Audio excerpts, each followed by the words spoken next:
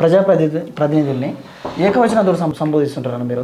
Telangana language ఏకవచనమే కదా brother. నేనేమో అరే తురైలు కొడతలేను, లకరాలు మకరాలు వాడతలేను, అట్లా వాడటం స్వేచ్ఛ తిరుగుతున్నారు. నేనేమో మారు పేర్లు పెడతలేను. ఇప్పుడు పేరు ఏది ఉంటే అదే పెడుతున్నా.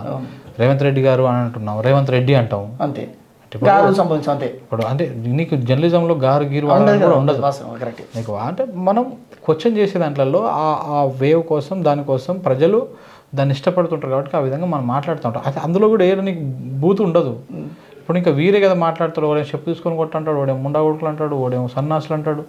వాళ్ళే ఇష్టం వచ్చినట్టు మాట్లాడుతారు. రేవంత్ రెడ్డి గారి ఆడియో కాల్స్ కొన్ని అధికారులకు ఫోన్ తిట్టినాయి కూడా మరి ఇంకా ఆ లాంగ్వేజ్ మరి అన్ని మాట్లాడినా మనం ఆయన స్వయంగా నాకే పీసీసీగా ఉన్నప్పుడు ఫోన్ చేసి తిట్టిండు. ఆయన ఇట్లనే తిట్టిండు, చెప్పిన సన్నాసోడు నువ్వెట రాసినావు, బుద్ధి లేకుండా అట్టెట రాసినావు, ఇట్టెట చేసినావు అని.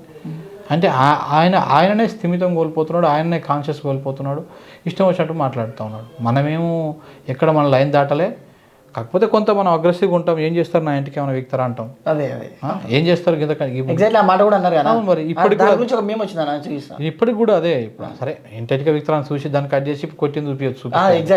ఇవన్నీ మనకు తెలిసే. అది కూడా అఫీషియల్ పేజెస్, కాంగ్రెస్ పేజెస్ ఇప్పటికైనా గదే మరి ఈ ఇంటికనే వీక్. దీని ద్వారా ఏమర్థమవుతుందంటేనా, అసలు వేరే కామందుడు దేశం 100 రాసిన వాళ్ళు ఇప్పుడు దీనికి అటాచ్ చేయడం వల్ల ఉద్దేశం ఏంటి?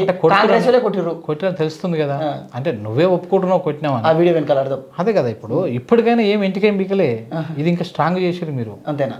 ఇది ఇంకా స్ట్రాంగ్ చేసిర్రు, నాకు ఒక లక్ష్యాన్ని నిర్దేశించారు, ఇంకా జనం పక్షాన్ని ఎక్కువ కొట్లాడరా అని చెప్పినట్టు మీరు ఇదంతా ఎంత ముందుగా కూడా ఇంకా ధైర్యంగా వెళ్తా 100%. ఏమైతే సంపతలు కావచ్చు అంతకుమించి. ఇంకా అట్లా ఉంటాం. నీలాంటి వాడు గుర్తించడా? మిమ్మల్ని ఒక్కరిని తొక్కేసి 100 మంది లేస్తారు. కేటీఆర్ చెప్పారు.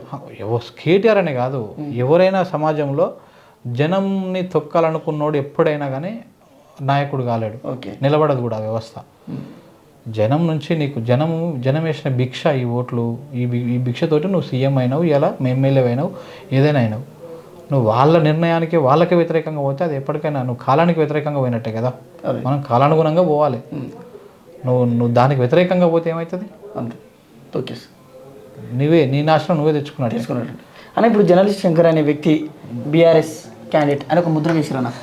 అంటే ఎట్లా బీఆర్ఎస్ క్యాండిడేట్ అనుకుంటున్నారు బ్రదర్ మీరు? ఏ విధంగా అనుకుంటున్నారు? అంటే ఇప్పుడు మామూలుగా రూలింగ్లో ఉన్నప్పుడు ఎవరైనా రూలింగ్ గవర్నమెంట్ని ప్రశ్నిస్తుంది. అప్పుడు రూలింగ్లో ఉన్నప్పుడు వాళ్ళని ప్రశ్నించరే.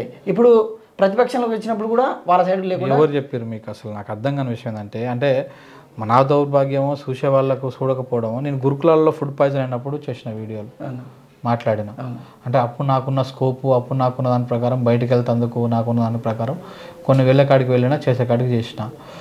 నేను అందరికంటే ఈ తీన్మార్ మల్లన్న, ఈ రఘు, వీళ్ళ ఎవరైతే ఇలా క్వశ్చన్ చేసి నేను మీ గవర్నమెంట్ దింపినామని అనుకుంటున్నారో వీళ్ళకంటే ముందే మా దక్షిణ తెలంగాణ ప్రాంతం, నల్లగొండ ప్రాంతం వెనకబడిందని నేను వీడియోలు చేసిన. ఇవన్నీ ఉన్నాయి నా దగ్గర. నా ఛానల్లో జర్నలిస్ట్ శంకర్ అనే అఫీషియల్ యూట్యూబ్ ఛానల్ ఉంటుంది, ఇలా ఉంటుంది. మీరు అలా పోయి చూడొచ్చు. ఇప్పుడు అంటే ఏదో 1-2 సిచ్యువేషన్స్లో మనము కాళేశ్వరానికి పాజిటివ్గా మాట్లాడితే కేసీఆర్కు అనుకూలంగా మనం ఇది కాదు చేయాల్సింది. మామూలుగా పబ్లిక్ టాక్ అట్లా ఉందా? అంటే నేను ఒక మాట ఏమంటాను, ఒకటే మాట. అంటే తెలంగాణకు అనుకూలంగా మాట్లాడుతూ అందరూ బీఆర్ఎస్ అవుతారా? ఒక మాట కరెక్ట్. నీకు మెడికల్ కాలేజీలు రావని మనం లొల్లి పెట్టిర్రు. అవును నిజంగానే రాలేదని మనం చెప్పినాం. అది మనం బీఆర్ఎస్ వాళ్ళం అయిపోతామా? గుర్తించాలి అయిపోతామా? అంటే ఇంకా అంటే నువ్వు మంచి ఉన్నా చెడున్నా దాని అది నెగిటివ్ చెప్పుకుంటూ పోతేనే నువ్వు అసలైన జర్నలిస్ట్, లేకపోతే బీఆర్ఎస్. దౌర్భాగ్యం అది అయిపోయింది. సమస్య ఏంటంటే మంచిని మంచి చెప్పాలి, చెడుని చెడు చెప్పాలి. మంచిని మంచి చెప్తున్నాం. ఇప్పుడు రేవంత్ రెడ్డి గారు ఏమైనా మంచి చేస్తుంటే మంచి అని చెప్తాం మేము, తప్పేం లేదు దాంట్లో ఏం మనం అదైతలేము.